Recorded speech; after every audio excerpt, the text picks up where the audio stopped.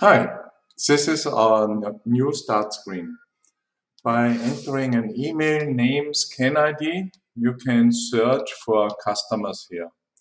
So for example, I am searching now by scan ID or scan name. And here I can preview this. First, I will see the customer data. I can also preview the scan itself. And then I can open this customer. If I open this customer, I get the list of all scans done up to now. And I can now have a look on this. If a 3D model is available, then it's selecting the 3D model. If it's not processed, it would select the 2D preview. And here you can also go to the customer information.